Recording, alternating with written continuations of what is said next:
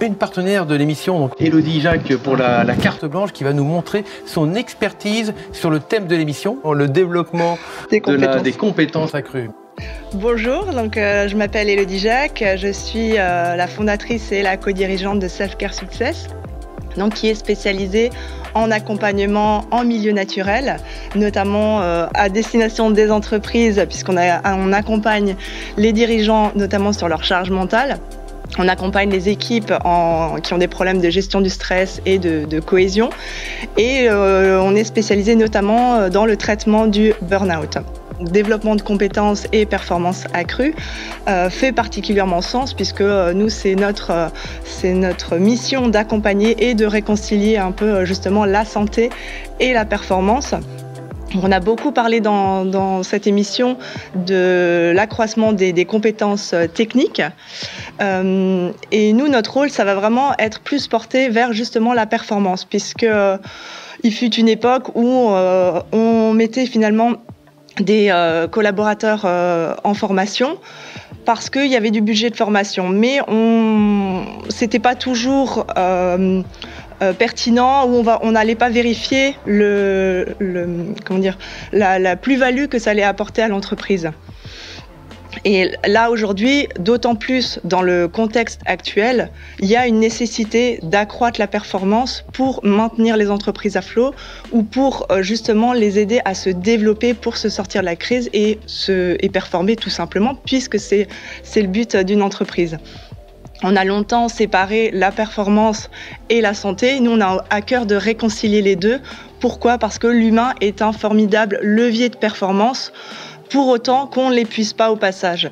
Et au niveau de la formation, je pense qu'aujourd'hui, les entreprises ont vraiment un besoin d'avoir un retour sur investissement. Plus seulement de voir la formation comme une dépense, mais finalement de la voir comme un investissement à long terme et sur le fait que ça va leur rapporter de l'argent et pérenniser leur entreprise par la même occasion.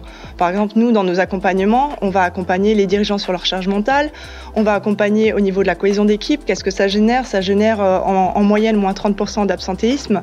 Ça veut dire quoi ? Ça veut dire une économie pour l'entreprise et aussi un meilleur engagement, une meilleure implication au niveau des collaborateurs. Dans la charge mentale, j'ai notamment l'exemple de 3 actionnaires qu'on a suivis pour une société qui avaient justement une charge mentale parce qu'il y avait une mauvaise communication avec des problèmes de communication, surtout avec l'un d'entre eux. Qu'est-ce que ça générait ? Ça générait beaucoup de charge mentale, une gestion des conflits qui était vraiment compliquée, du coup de la perte de temps, de la perte d'énergie pour eux, alors qu'à leur niveau, ils avaient besoin d'un maximum de concentration et de vraiment maximiser leur temps. Notre accompagnement a permis de réduire cette charge mentale et de fluidifier la communication, du coup de permettre beaucoup plus de confiance, de leadership et pérenniser leur entreprise et les aider à se développer de ce côté-là. Donc on voit bien que la formation, c'est pas simplement un développement de compétences, ça se restreint pas à la compétence technique, mais il y a vraiment l'humain aussi à développer au cœur des entreprises. Et ça passe par des accompagnements personnalisés qui vont aller chercher le meilleur en fonction des entreprises et partir d'une situation actuelle, aller vers une situation visée et mettre tous les moyens en œuvre pour y arriver.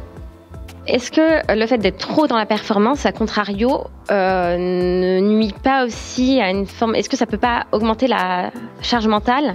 Et comment tu fais, justement, tu l'as un peu expliqué, mais pour justement diminuer cette charge mentale qui est un peu, je dirais presque contre-intuitive parfois avec la performance ? Alors oui, effectivement, c'est une bonne question parce que souvent, on est beaucoup dans le culte de la performance en entreprise et c'est ce qui génère effectivement de la charge mentale, que ça soit au niveau des collaborateurs qui va les mener jusqu'au stade de l'épuisement du burn-out, que je connais bien, ou que ça soit auprès des dirigeants qui ont une forte charge mentale, d'autant plus dans le contexte actuel de devoir faire face entre la mise en place des mesures sanitaires, la réponse au niveau de leurs ressources humaines, des relations avec leurs collaborateurs, tout ça génère énormément de charge mentale et on peut effectivement se poser la question si la performance va aller dans ce sens.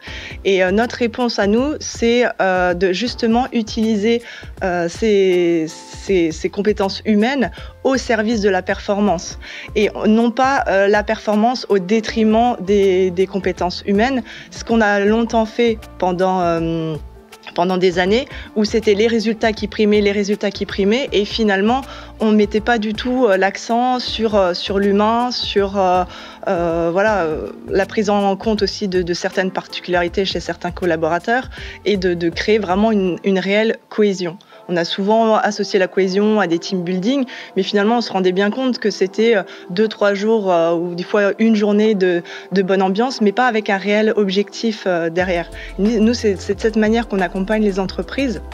On va vraiment les voir déjà, on fait un audit de la situation actuelle, voir quel est leur objectif, quelle est leur vision, quelles sont les valeurs de l'entreprise, quel est le besoin du dirigeant. Et on va vraiment aller dans cette optique-là, développer tout en ralentissant aussi, comme ça a été dit, parce que c'est pas dans la course au faire qu'on va pérenniser l'entreprise. Au contraire, c'est ce qui dessert les dirigeants actuellement. Le métier de chef d'entreprise intrinsèquement génère de la charge mentale par rapport aux différentes missions qui lui sont dévolues. Est-ce que ce que tu effectues avec eux permet de trouver les clés de cette gestion de charge mentale ? Effectivement, la charge mentale est importante chez les chefs d'entreprise et souvent la réponse qui est donnée, c'est « Ah mais moi je vais faire du sport donc ça va ». Et on se rend bien compte que ça peut pas justement passer par là, que souvent il y a même une surcompensation en faisant trop de sport pour évacuer les tensions.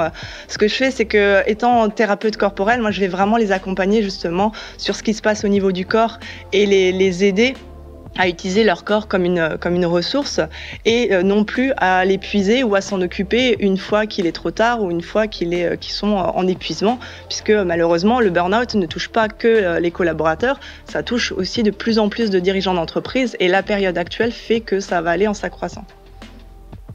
Dans quelle taille d'entreprise intervenez-vous régulièrement et quand vous intervenez, vous faites un audit?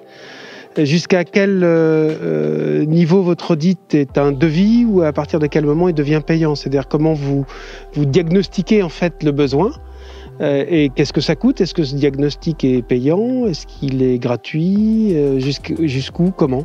On effectue un audit. Bon, ça fait partie d'un accompagnement global puisqu'on accompagne toujours les entreprises sur minimum 6 mois, après plus si nécessaire.